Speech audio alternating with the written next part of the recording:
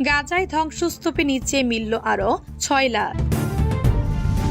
সিরিয়ায় আসাদের অনুসারীদের সঙ্গে সরকারি বাহিনীর সংঘর্ষে নিহত বেড়ে 70। সৌদি আরব সফরে যাচ্ছেন জেলেনস্কি ট্রাম্প, নেপথ্য যে কারণে। কানাডা যুক্তরাষ্ট্রের সঙ্গে বাণিজ্য যুদ্ধে লিপ্ত থাকবে ট্রুডো। ইউক্রেনের জন্য জার্মানির অস্ত্র ফুরিয়ে আসছে। গোয়েন্দা তথ্য বন্ধ করল আমেরিকা, পাশে দাঁড়ালো ফ্রান্স। গাজায় ধ্বংসস্তূপের নিচে মিলল আরো 6 লাশ। গাজা ভূখণ্ডে ধ্বংসস্তূপের ভিতর থেকে আরো 6 জনের লাশ উদ্ধার করা হয়েছে। তুরস্কের বার্তা সংস্থা আনাদোলু এজেন্সি বৃহস্পতিবার 6 মার্চ তাদের এক প্রতিবেদনে এ তথ্য জানিয়েছে। খবরে বলা হয়, ফিলিস্তিনি স্বাস্থ্যকর্মী ও উদ্ধারকারীরা গাজার ধ্বংসস্তূপের নিচে থেকে আরো 6 জনের লাশ উদ্ধার করেছেন। এর ফলে 2023 সালের অক্টোবর থেকে গাজা উপত্যকা ইসরায়েলের গণহত্যামূলক যুদ্ধে নিহত ফিলিস্তিনদের সংখ্যা বেড়ে 48,446 জনে পৌঁছেছে বলে গতকাল বৃহস্পতিবার গাজা স্বাস্থ্য মন্ত্রণালয় জানিয়েছে। গাজায় গত 19 জানুয়ারি থেকে যুদ্ধবিরতি কার্যকর হয়েছে। 3 পর্যায়ের এই যুদ্ধবিরতি চুক্তির মধ্যে বন্দি বিনিময় এবং স্থায়ী শান্তি, স্থায়ী যুদ্ধবিরতি এবং গাজা থেকে ইসরায়েলি বাহিনী প্রত্যাহারের লক্ষ্যমাত্রাও রয়েছে। মূলত গাজায় অবিলম্বে যুদ্ধবিরতির দাবি জানিয়ে জাতিসংঘের নিরাপত্তা পরিষদের প্রস্তাব থাকা সত্ত্বেও ইসরায়েল দীর্ঘদিন ধরে অবরুদ্ধ এই ভূখণ্ডে তার নৃশংস আক্রমণ অব্যাহত রেখেছিল। জাতিসংঘের মতে ইসরায়েলের বর্বর আক্রমণের কারণে গাজায় প্রায় 85% ফিলিস্তিনি বাস্তুচ্যুত হয়েছিলেন।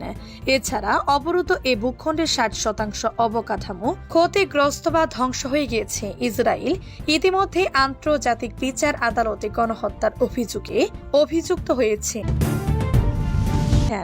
সিরিয়ায় আসাদের অনুসারীদের সঙ্গে সরকারি বাহিনীর সংঘর্ষে নিহত বেড়ে 70। সিরিয়ায় ক্ষমতাচ্যুত প্রেসিডেন্ট বাশার আল আসাদের অনুসারীদের সঙ্গে দেশটির সরকারি বাহিনীর সংঘর্ষে 70 জনের বেশি মানুষ নিহত হয়েছেন। আহত হয়েছেন আরো বেশ কয়েকজন। টাইমস অফ ইন্ডিয়া বলেছে শুক্রবার 7 মার্চ যুক্তরাজ্য ভিত্তিক সংস্থা Syrian observatory for human rights সামাজিক যোগাযোগ মাধ্যমে এক্সটে দেয়া এক পোস্টে এ তথ্য জানিয়েছে। এক্সট পোস্টে লেখা হয়েছে, সিরীয় উপকূলে প্রতিরক্ষা ও স্বরাষ্ট্র মন্ত্রণালয়ের সদস্য এবং ক্ষমতাচ্যুত সরকারের বাহিনীর সদস্যদের মধ্যে রক্তক্ষয়ী সংঘর্ষ ও অতর্কিত হামলার ঘটনায় 70 জনের বেশি নিহত হয়েছেন। আরো বেশ কয়েকজন আহত ও বন্দী হয়েছেন। সিরিয়া ভিত্তিক বার্তা সংস্থা স্টেপ জানিয়েছে, নিহত প্রায় 70 জনের সবাই সাবেক সরকারপন্থী যোদ্ধা। কানাডা যুক্তরাষ্ট্রের সঙ্গে বাণিজ্য লিপ্ত থাকবে ট্রুডো। অদূর ভবিষ্যতে কানাডা যুক্তরাষ্ট্রের সঙ্গে বাণিজ্য যুদ্ধে লিপ্ত থাকবে বলে সাফ জানিয়ে দিয়েছেন কানাডার প্রধানমন্ত্রী জাস্টিন ট্রুডো। মার্কিন প্রেসিডেন্ট ডোনাল্ড ট্রাম্পের সঙ্গে ফোনালাপের একদিন পর বৃহস্পতিবার 6 মার্চ একথা জানান তিনি। ট্রুডো জানান, কানাডা শুল্কের বিষয়ে ট্রাম্প প্রশাসনের ঊর্ধ্বতন কর্মকর্তাদের সাথে যোগাযোগ অব্যাহত রাখবে।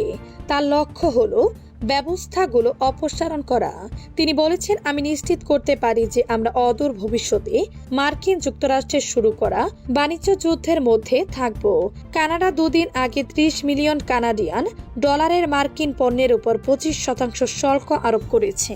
ট্রাম্প প্রশাসন তাদের শুল্ক প্রত্যাহার না করা পর্যন্ত এই ব্যবস্থাগুলো বহাল থাকবে বলে জানিয়েছেন ট্রুডো। 1 ফেব্রুয়ারি কানাডা ও মেক্সিকোর উপর 25% শুল্ক কার্যকরের ঘোষণা দিয়েছিলেন যুক্তরাষ্ট্রের প্রেসিডেন্ট ডোনাল্ড ট্রাম্প। মঙ্গলবার 4 মার্চ থেকে নতুন এই শুল্ক কার্যকর হয়েছে। ইউক্রেনের জন্য জার্মানির অস্ত্র ফুরিয়ে আসছে। ইউক্রেনের গুরুত্বপূর্ণ প্রেটিউড সিস্টেম সরবরাহ করা জার্মানি জানিয়েছে, নিজেদের অস্ত্রাগার থেকে কিয়েভকে অস্ত্র সরবরাহের ক্ষমতা শেষ প্রান্তে পৌঁছেছে বার্লিন। বুধবার 5 মার্চ এক প্রেস ব্রিফিংয়ে জার্মান প্রতিরক্ষা মন্ত্রণালয়ের মুখপাত্র মাইকেল স্টেটেমলকে তাদের অস্ত্রাগার থেকে প্রেটিউড সিস্টেম এবং অন্যান্য অস্ত্র ইউক্রেনে আরও স্থানান্তর সম্পর্কে জিজ্ঞাসা করা করা হয়। জবাবে তিনি বলেন, বার্লিন ইতিমধ্যে ইউক্রেনকে অনেকগুলো সিস্টেম সরবরাহ করেছে, তবে এর একটি প্রাকৃতিক সীমা রয়েছে। বার্লিনকে দেশের নিজস্ব প্রতিরক্ষা সক্ষমতা জোরদার করতে হবে। 2022 সালে ইউক্রেন সংঘাত বৃদ্ধির পর থেকে জার্মানি হয়ে উঠে কিয়েভের অন্যতম উল্লেখযোগ্য সমর্থক। জার্মান সরকারের মতে ওই সময় থেকে প্রায় 44 বিলিয়ন ইউরোর $47 বিলিয়ন সামরিক ও আর্থিক সহায়তা দেয়া হয়েছে। সহায়তার মধ্যে রয়েছে Panzerfaust 3 anti tank rocket, সিগন্যাল এন্টি এয়ারক্রসেট মিসাইল এবং রেপার্ট এন্টি এয়ারক্রেসেট স্বচালিত সাজোয়া যান। গোয়েন্দা তথ্য বন্ধ করল আমেরিকা, পাশে দাঁড়ালো ফ্রান্স। সম্প্রতি যুক্তরাষ্ট্র ইউক্রেনের সঙ্গে সব ধরনের গোয়েন্দা তথ্য আদান প্রদান বন্ধ করে দিয়েছে। এর ফলে রাশিয়ার বিরুদ্ধে যুদ্ধে ইউক্রেনের জন্য পরিস্থিতি আরো কঠিন হতে পারে বলে আশঙ্কা করা হচ্ছিল। এই অবস্থায় ইউক্রেনের পাশে দাঁড়িয়েছে ফ্রান্স। দেশটি ইউক্রেনকে সামরিক গোয়েন্দা তথ্য দিচ্ছে। বৃহস্পতিবার 6 মার্চ এক প্রতিবেদনে এই তথ্য জানিয়েছে সংবাদ মাধ্যম ভয়েস অফ আমেরিকা। সংবাদ মাধ্যমটি বলেছে, ফ্রান্স ইউক্রেনের সঙ্গে গোয়েন্দা তথ্য শেয়ার করেছে বলে ফরাসি প্রতিরক্ষা মন্ত্রী সেবাস্তিন লেকর্নো বৃহস্পতিবার জানিয়েছেন। যুক্তরাষ্ট্র ইউক্রেনের সঙ্গে গোয়েন্দা তথ্য আদান প্রদান বন্ধ করার পর ফ্রান্স এই পদক্ষেপ নেয়। এদিকে রাশিয়ার আগ্রাসনের বিরুদ্ধে ইউক্রেনকে সাহায্য করতে ব্যয় ও প্রতিরক্ষা ব্যবস্থার অঙ্গীকার জোরদারের বিষয়ে আলোচনা করতে ইউরোপীয় ইউনিয়নের নেতারা বৃহস্পতিবার ব্রাসেলস এ এক শীর্ষ সম্মেলনে সমবেত হন। ইউক্রেনের প্রেসিডেন্ট ভলোদিমির জেলেনস্কিও সেখানে উপস্থিত ছিলেন। এরপরে কিয়েভের সঙ্গে সামরিক গোয়েন্দা তথ্য ভাগাভাগির সিদ্ধান্ত নেন ফ্রান্স। বৈঠকের আগে ফরাসি প্রেসিডেন্ট ইমানুয়েল মাখোঁ বলেন, ইউরোপীয় ইউনিয়নের সদস্যরা আগামীতে চূড়ান্ত পদক্ষেপ নিবে। পাশাপাশি নতুন মার্কিন প্রেসিডেন্ট ডোনাল্ড ট্রাম্পের আমলে ইউক্রেনকে যুক্তরাষ্ট্রের সহায়তা কমিয়ে দেওয়ার বিষয়ে উদ্বেগ প্রকাশ করেন তিনি। সৌদি আরব সফরে যাচ্ছেন জেলেনস্কি, ট্রাম্প নেপথ্য যে কারণ। আগামী সোমবার সৌদি আরবে সফরে যাচ্ছেন ইউক্রেনের প্রেসিডেন্ট ভলোদিমির জেলেনস্কি। অন্যদিকে মার্কিন প্রেসিডেন্ট ডোনাল্ড ট্রাম্প সৌদি আরব সফরে যাবেন। আগামী মাসে সফররত হতে পারেন জানিয়েছেন ট্রাম্প। গতকাল বৃহস্পতিবার জেলেনস্কি ও ট্রাম্প পৃথকভাবে এ তথ্য জানিয়েছেন। ইউক্রেনের প্রেসিডেন্ট বৃহস্পতিবার জানান, সৌদি আরবের যুবরাজ মোহাম্মদ বিন সালমানের সঙ্গে বৈঠক করার জন্যই আগামী সোমবার দেশটিতে যাচ্ছেন তিনি। যুক্তরাষ্ট্রের কর্মকর্তাদের সঙ্গে ইউক্রেনীয় কর্মকর্তাদের আলোচনার আগে জেলেনস্কি সৌদি সফরে যাচ্ছেন। মেসেজিং অ্যাপ টেলিগ্রামে জেলেনস্কি লিখেছেন, যুবরাজের সঙ্গে দেখা করার জন্য আগামী সপ্তাহে সোমবার আমার সৌদি আরব সফরের পরিকল্পনা রয়েছে। জেলেনস্কি আরও লিখেছেন, এবার তার সফর দলের সদস্যরা যুক্তরাষ্ট্রের অংশীদারদের সঙ্গে কাজ করার জন্য সৌদি আরবে থেকে যাবেন। শান্তি প্রতিষ্ঠার ব্যাপারে সবচেয়ে বেশি আগ্রহী ইউক্রেন। 3 বছর ধরে রাশিয়া ইউক্রেন যুদ্ধ চালাচ্ছে। এই যুদ্ধের অবসান ঘটাতে তৎপর হয়েছেন মার্কিন প্রেসিডেন্ট ডোনাল্ড ট্রাম্প। ট্রাম্পের মধ্যপ্রাচ্য বিষয়ক বিশেষ দূত স্টেভ উইটকফ বলেছেন, যুদ্ধ অবসানে একটি শান্তি চুক্তির কাঠামো নিয়ে তিনি ইউক্রেনের সঙ্গে আলোচনা করেছেন। ট্রাম্পের শুল্ক হুঁশিয়ারির মধ্যে সাংবাদিকদের সামনে কাঁদালেন ট্রুডো। ইসরায়েলি ড্রোন হামলায় গাজায় ফিলিস্তিনি নিহত। যুবরাজের সঙ্গে দেখা করতে যাচ্ছেন জেলেনস্কি। সৌদিতে আলোচনায় বসবে ইউক্রেন, যুক্তরাষ্ট্র। হামাসের সঙ্গে প্রথমবারের মতো সরাসরি আলোচনায় যুক্তরাষ্ট্র। কি চায় ফিলিস্তিনি সশস্ত্র সংগঠনটি? ফিলিস্তিন থেকে 10 ভারতীয়কে উদ্ধার করল ইসরায়েল। যুবরাজের সঙ্গে দেখা করতে যাচ্ছেন জেলেনস্কি। সৌদিতে আলোচনায় বসবে ইউক্রেন, যুক্তরাষ্ট্র। রাশিয়া ইউক্রেন যুদ্ধের অবসানের জন্য একটি শান্তি কাঠামো নিয়ে আলোচনা করতে আগামী সপ্তাহে সৌদি আরবে বৈঠকে বসবেন বলে ইঙ্গিত দিয়েছেন ওয়াশিংটন ও কিয়েভের কর্মকর্তারা। ও ইউক্রেনের নেতা ভলোদিমির জেলেনস্কির উত্তপ্ত বৈঠকের কয়েকদিন পর চলতি সপ্তাহে ওয়াশিংটন কিয়েভকে সামরিক ও গোয়েন্দা সহায়তা স্থগিত করে। এমন প্রেক্ষাপটে নতুন করে আলোচনার কথা সামনে আসছে। ও ইটকফ নিশ্চিত করেছেন তিনি আগামী সপ্তাহে সৌদি আরবে ইউক্রেনীয় কর্মকর্তাদের সঙ্গে দেখা করে শান্তি চুক্তির কাঠামো তৈরি করবেন। ও ইটকফ সাংবাদিকদের বলেন, আমরা এখন রিয়াদ অথবা জেদ্দা ইউক্রেনীয়দের সঙ্গে একটি বৈঠকের সমন্বয়ের জন্য আলোচনা করছি। শহরটি হয়তো পরিবর্তন হবে, তবে বৈঠক সৌদি আরবে হবে। তিনি বলেন, আমি মনে করি একটি শান্তি চুক্তি এবং প্রাথমিক যুদ্ধবিরতির জন্য একটি কাঠামো তৈরি করা আলোচনার প্রাথমিক বিষয় হবে। ইউক্রেনের প্রেসিডেন্ট জেলেনস্কিও জানিয়েছেন তিনি আগামী সোমবার 10 মার্চ একদল কর্মকর্তাদের সঙ্গে সৌদি আরব ভ্রমণ করবেন এবং মার্কিন কর্মকর্তাদের সঙ্গে আলোচনা করার পরিকল্পনা করেছেন। বৃহস্পতিবার সন্ধ্যায় এক ভাষণে বলেন জেলেনস্কি বলেন, আমি সৌদি আরব সফরে যাচ্ছি ক্রাউন প্রিন্সের সঙ্গে দেখা করার জন্য। এরপর আমার প্রতিনিধি দল সৌদি আরবে থাকবে আমেরিকার অংশীদারদের সঙ্গে কাজ করার জন্য। ইউক্রেন শান্তিতে সবচেয়ে বেশি আগ্রহী। ট্রাম্পের শুল্ক হুঁশিয়ারির মধ্যে সাংবাদিকদের সামনে কাঁদলেন ট্রুডো। মাত্র কয়েকদিনের মধ্যেই কানাডার প্রধানমন্ত্রী হিসেবে মেয়াদ শেষ হচ্ছে জাস্টিন ট্রুডোর। তিনি পদত্যাগের ঘোষণা দিয়েছেন গেল জানুয়ারিতে। আগামী 9 মার্চ লিবারেল পার্টি নতুন নেতা নির্বাচিত হবেন দেশটির প্রধানমন্ত্রী হিসেবে। তার আগে নিজের 10 বছরের প্রধানমন্ত্রিত্ব নিয়ে কথা বলতে গিয়ে স্থানীয় সময় বৃহস্পতিবার কেঁদে ফেলেন ট্রুডো। যুক্তরাষ্ট্র ডোনাল্ড ট্রাম্প ক্ষমতায় আসার পর থেকে কানাডার উপর বাড়তি শুল্ক চাপানোর হুঁশিয়ারি আসছে। কানাডা এবং মেক্সিকোর উপর প্রথমে 25% শুল্ক চাপিয়েছিলেন ট্রাম্প, পরে তা স্থগিত রাখা হয়। ট্রুডো সেসব কথা বলতে গিয়ে জানান, সবসময় তিনি কানাডার স্বার্থকে প্রাধান্য দিয়েছেন, কানাডাকে আগে রেখেছেন নিজের সব সিদ্ধান্তে। বৃহস্পতিবার কানাডার সংবাদ মাধ্যমের সঙ্গে কথা বলতে গিয়ে প্রধানমন্ত্রী হিসেবে নিজের 10 বছরের সময়কালের স্মৃতি চারণা করেছেন ট্রুডো। সেখানে ডোনাল্ড ট্রাম্পের শুল্ক নীতির মধ্যে কানাডার প্রধানমন্ত্রী তার সরকারের দৈনিক $10 শিশু যত্ন নীতি নিয়ে কথা বলার সময় সাংবাদিকদের সামনে কাঁদতে শুরু করে। ইসরায়েলি ড্রোন হামলায় গাজায় ফিলিস্তিনি নিহত। ফিলিস্তিনের অবরুদ্ধ গাজা ভূখণ্ডে ইসরায়েলি বিমান হামলায় এক ফিলিস্তিনি নিহত হয়েছেন। এই হামলায় গুরুতর আহত হয়েছেন আরো একজন। তুরস্কের বার্তা সংস্থা আনাদোলো এজেন্সি তাদের এক প্রতিবেদনে খবরে বলা হয়, বৃহস্পতিবার গাজা সিটিতে এই হামলার ঘটনাটি যুদ্ধবিরোধী চুক্তি সত্ত্বেও ইসরায়েল প্রায় প্রতিদিনই গাজায় হামলা চালাচ্ছে এবং এতে বাড়ছে হতাহতের সংখ্যা। গোজাইয়া পাহাড় পূর্ব অংশে তাদের বাড়িতে যাওয়ার সময় একটি ইসরায়েলি ড্রোন বেসামরিক নাগরিকদের উপর দলকে লক্ষ্য করে ক্ষেপণাস্ত্র নিক্ষেপ করে এবং এতে ঘটে হতাহতের ঘটনা। গাজায় গত 19 জানুয়ারি থেকে যুদ্ধবিরতি কার্যকর হয়েছে। যুদ্ধবিরতি সত্ত্বেও গাজার স্থানীয় কর্তৃপক্ষ প্রায় প্রতিদিনই ইসরায়েলি সেনাবাহিনীর দ্বারা যুদ্ধবিরতি লঙ্ঘনের খবর দিয়েছে।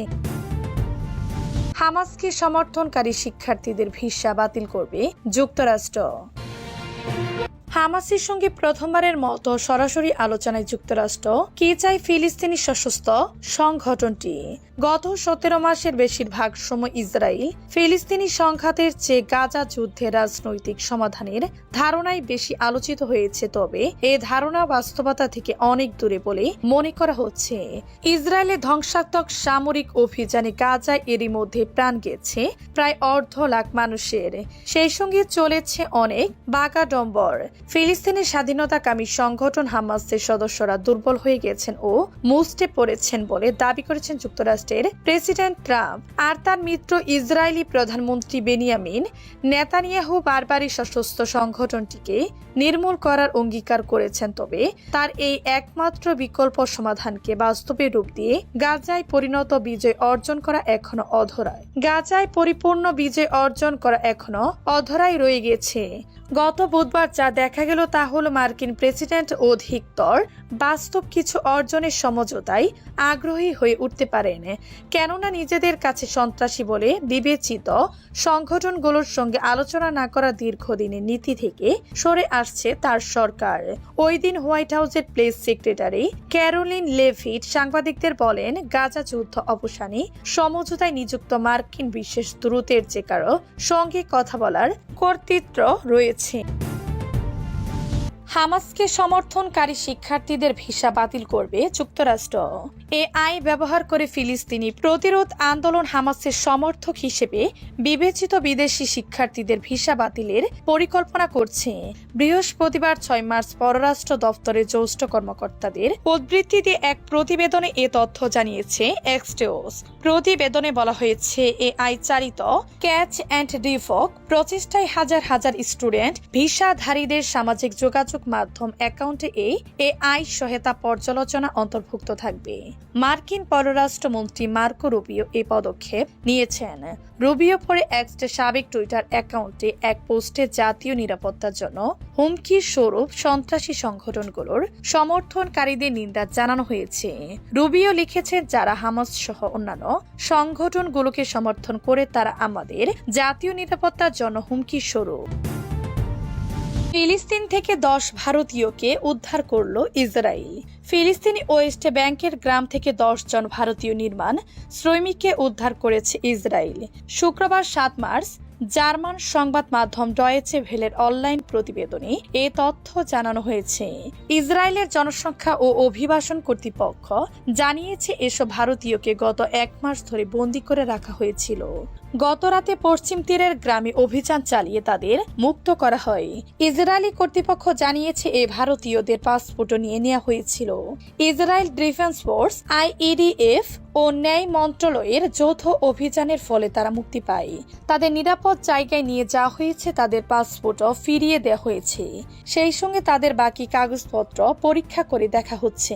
টাইমস অফ ইসরায়েল জানিয়েছে, এসব শ্রমিক ইসরায়েলে কাজের জন্য যান। তাদের বেশি পয়সার লোভ দেখিয়ে নিয়ে যাওয়া হয়েছিল। তাদের পাসপোর্ট ব্যবহার করে ইসরায়েলে ঢোকার চেষ্টা করেছিল অন্যরা। ভারতীয় পাসপোর্ট দেখিয়ে ফিলিস্তিনরা সহজে ইসরায়েলে ঢুকতে পারে বলে জানানো হয়েছে। তেল আবিবে ভারতীয় দূতাবাস 10 জন ভারতীয়র মুক্তির বিষয়টি জানিয়েছে এক্সে পোস্ট করে। ভারতীয় দূতাবাস বলেছে, বিষয়টি নিয়ে তদন্ত চলছে। দূতাবাসের তরফ থেকে ইসরায়েলের কর্তৃপক্ষের সঙ্গে যোগাযোগ রাখা হচ্ছে। তাদের নিরাপত্তা নিশ্চিত করার অনুরোধও জানানো হয়েছে। দখলদার ইসরায়েলি বাহিনী এবং ফিলিস্তিন পুরোদমে যুদ্ধ চলছে, যার জেরে পৃথিবী এখন তৃতীয় বিশ্বযুদ্ধের দ্বারপ্রান্তে।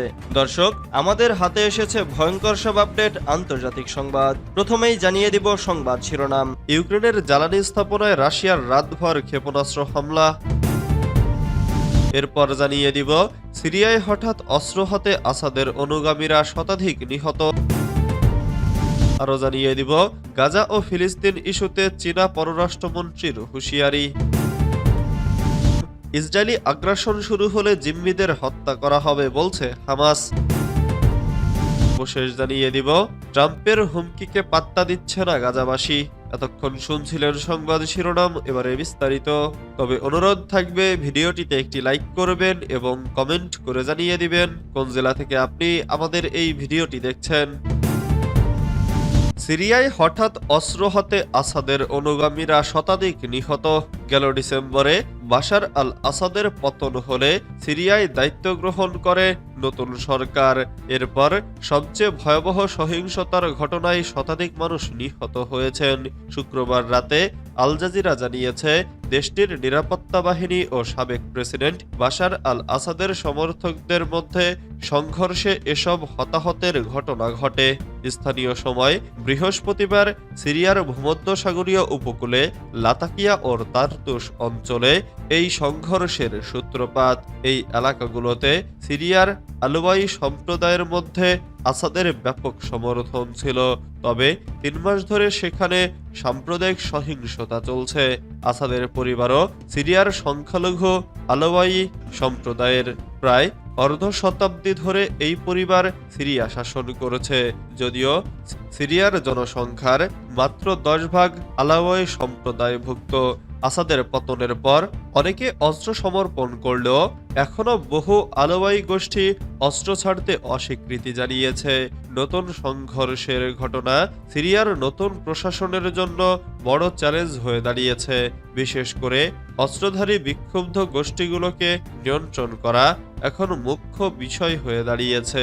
দেশটির স্বরাষ্ট্র মন্ত্রণালয় এক বিবৃতিতে বলেছে, আমরা একটি সংকটপূর্ণ পর্যায়ে দাঁড়িয়ে আছি, যেখানে সবার সচেতনতা ও শৃঙ্খলা অত্যন্ত গুরুত্বপূর্ণ।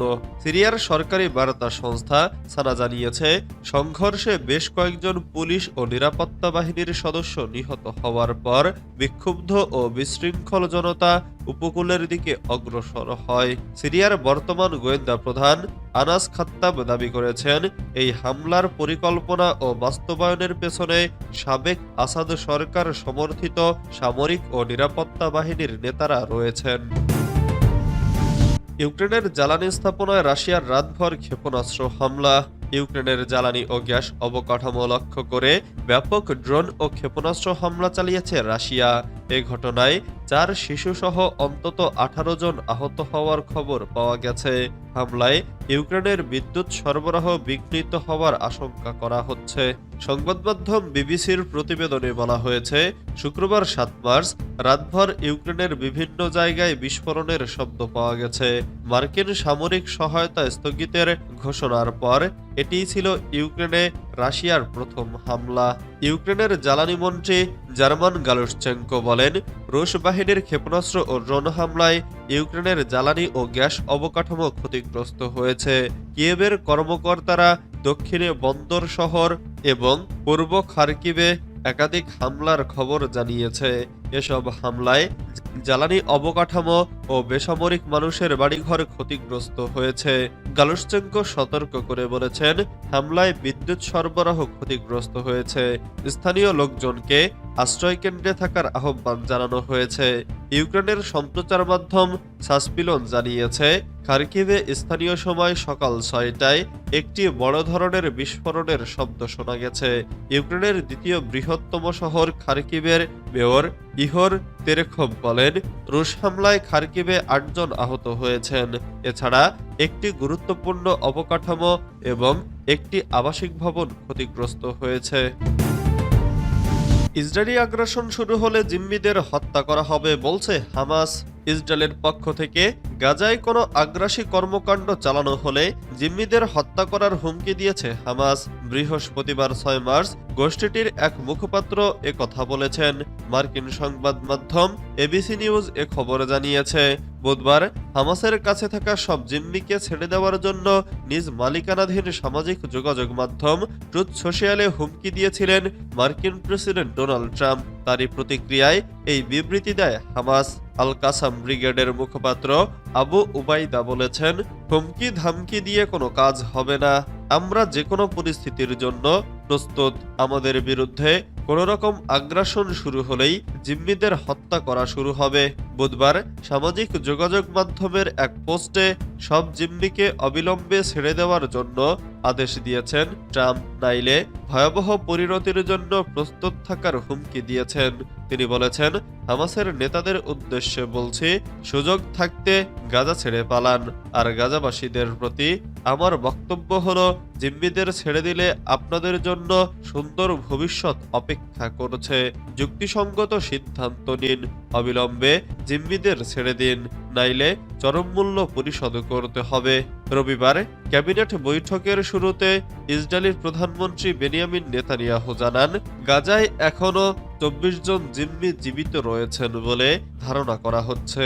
অন্যদিকে অন্তত 35 জন জিম্মির মৃত্যু হয়ে থাকতে পারে। এডান আলেকজান্ডার হলেন গাজায় জীবিত থাকা শেষ মার্কিন ইসরায়েলি নাগরিক। গাজা ও ফিলিস্তিন ইস্যুতে চীনা পররাষ্ট্রমন্ত্রীর হুঁশিয়ারি। গাজা তথা ফিলিস্তিনের শান্তি পুনঃপ্রতিষ্ঠার জন্য মিশর ও অন্যান্য আরব দেশগুলোর উদ্যোগকে সমর্থন জানিয়েছে চীন। দেশটির পররাষ্ট্রমন্ত্রী ওয়াং ই শুক্রবার একথা জানান। তিনি এক প্রেস বিবৃতিতে বলেন, গাজা ফিলিস্তিনি জনগণের অন্তর্গত এবং এটি ফিলিস্তিনি ভূখণ্ডের অবিচ্ছেদ্য অংশ।